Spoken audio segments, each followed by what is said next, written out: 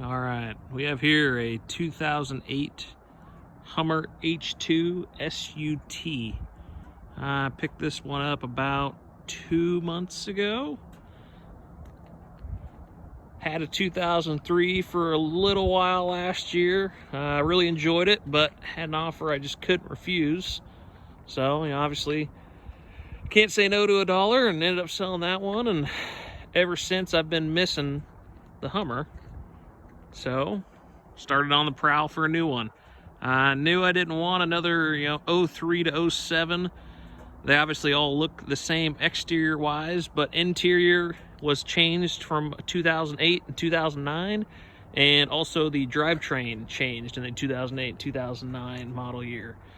So after having the 03, knowing that I enjoyed driving it, being the king of the road, obviously most of the time getting pretty good compliments. Every now and then you had people that weren't quite as nice and had some things to say about such a behemoth and a gas guzzler, and well, it is what it is. So started the hunt. Obviously, if you guys are watching this video and you've been looking for one yourself, you know that really any of them, the 03 to 09 H2s aren't the most affordable to get, but especially the 2008, 2009. I started looking, I did my searches on cars.com, Cars Gurus, Craigslist, eBay, anywhere that I could look for one, I was looking. And the main one was, I think it's Cars. And if you filtered the searches and you did, only wanting 08, 09 H2s, I think nationwide when I was looking, there was, anywhere from 50 to 60 available. So, I mean, that kind of tells you how sparse they are out there.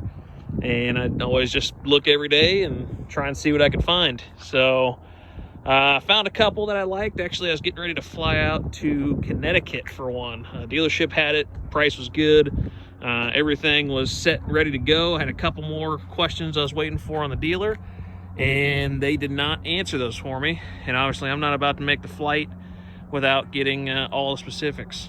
So while I was waiting on them, this popped up in Kalamazoo, Michigan. Pretty much exactly as you see. I haven't done much to it. Saw the ad. The price was phenomenal. Contacted the guy, talked to him for a while. Essentially, he was moving out of state, had too many vehicles, and he just wanted to get rid of it. So I hopped on a flight that night and brought cash and put it in his hand. It was such a good deal.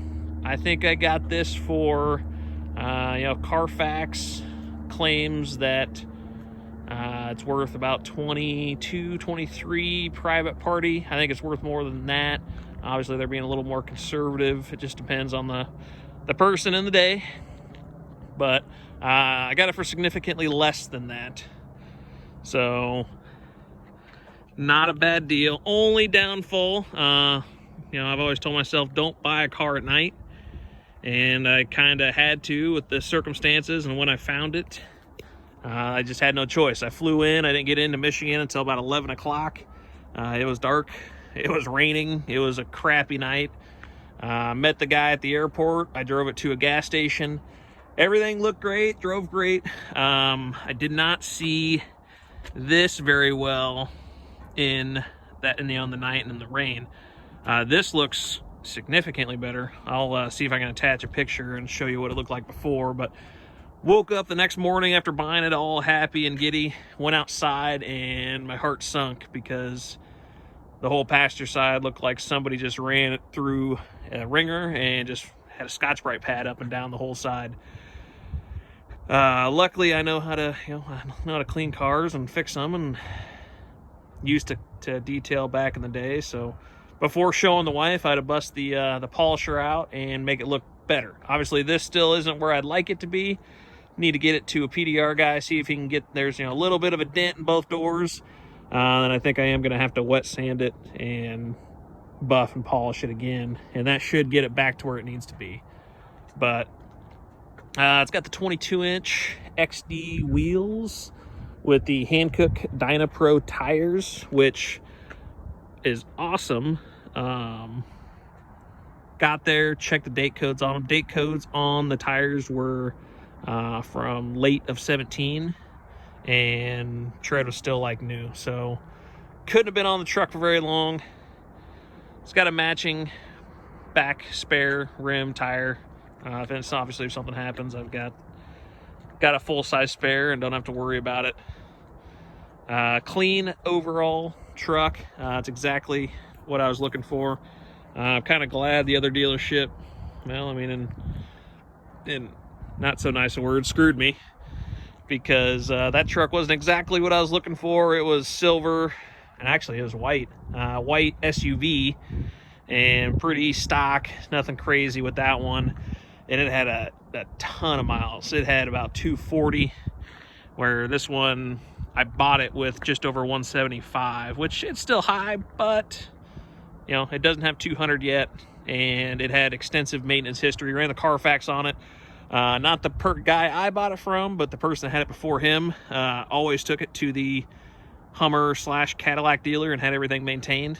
Servicing of the transmission, the differentials, tune-ups. I mean, Carfax had a long history of this going to the shop. Nothing for crazy work, just looked like preventative maintenance.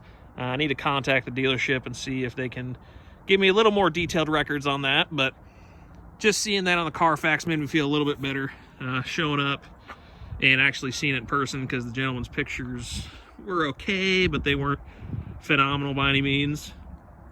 But obviously when such a good deal arose, luckily I had the cash and had to hop on it when I could. But like I said, it's got the full-size spare. Everything still works very nice.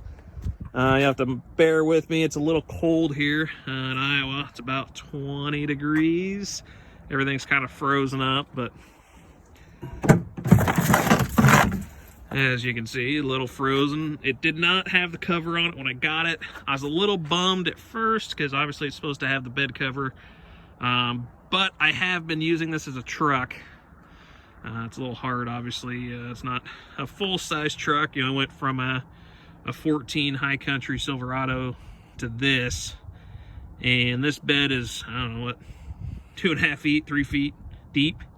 But I mean, the Silverado's bed is only 5 feet, so yes, it is a lot less, but it's nice just being able to throw crap in the back and not have it actually in the truck. I have hauled a couple things with it so far. Just hard to fit much in there. The middle divider does go down. It's kind of like the Avalanches and the Escalade EXTs. That window folds down, the divider folds down, and then you could fit, you know, I would imagine, you know, a 6-foot, 8-foot board in there, no problem. But haven't got to that point yet, so no need for that. Going to the inside, like I said, the 08, 09 have the redesigned interiors. Don't mind the mess. Like I said, I do use the truck. I know these are kind of starting to become collectible. I say that kind of loosely. Maybe more of a cult following than anything. But updated interior, that's what I wanted. I wanted something that wasn't quite as dated as the 03 to 07s. You know, they look nice. They will be timeless. But they're a lot more rattly, a lot more rickety. Just not as nice in my opinion. You know, these look a lot more elegant when you actually get up in them, which is kind of nice. This one's got most all the options. It's got the factory touchscreen nav. It's got the factory rear DVD entertainment system. Not sure if that works. Haven't used it. Don't really sit back here, so not a big deal. Front and back heated seats, which is awesome. Have had a couple buddies back here, and the heated seats still work great. Fronts still work great, which surprises me, because a lot of the GM trucks of this era had problems with the heating elements going out. So that they still work is great.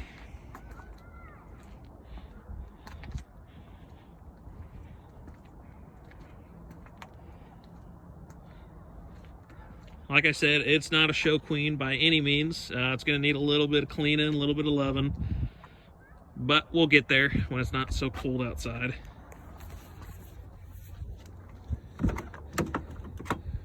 Driver's side. Sorry for the sun, guys.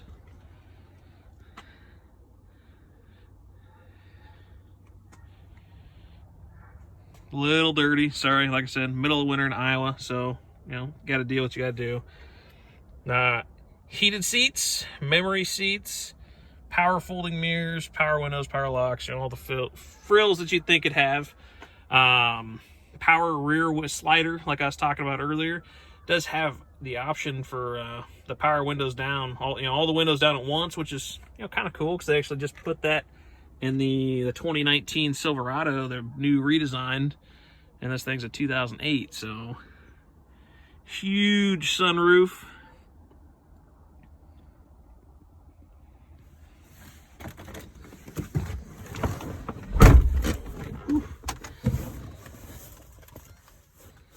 Let's hop in here, turn this thing on.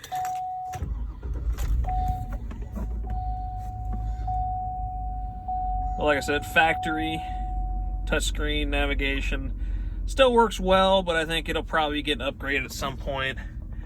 It'd be nice to have Bluetooth. You know, right now I've got the aux hookup and I've got an aux Bluetooth that's working for me at the moment, but it'd be nice to have something a little different. It's got the clock. Obviously, it really doesn't serve a whole lot of purpose. Seems like anybody anymore doesn't know how to read an actual clock. Luckily, when I went to school, that's something they still taught. But talking to some of the younger generation, if it's not digital, they don't know how to read it, which is kind of sad. But it is four-wheel drive all the time. So obviously, you got 4 high. You can put 4 high in lock or 4 high low. You've got a button for locking the rear differential. You got a tow haul mode, and then traction control you can turn off. Dual climate control.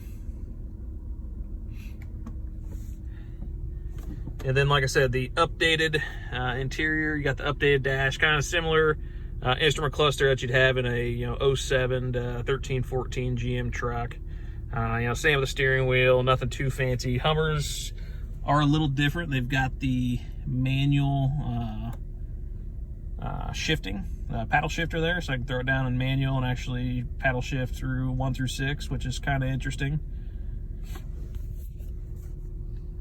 But 177,700 miles currently. I've been putting quite a few on it since I've got it, just because, you know, it's fun to drive. So the mileage has been so-so. It's going to the tuner next week, so hopefully that can squeeze. I mean, honestly, I'm realistic. Even if I get another half a mile or a mile a gallon, when you're averaging 10 miles a gallon, that's 10% is a pretty big deal. So nice overall truck. Does have the driver information center, so you can thumb through the options, see what you got, see what your fuel mileage is, fuel economy is, see what trans temp, all that stuff, which, it's nice. Obviously the 03 to 07's had that, but like I said, that's just a little more refined than those ones are. But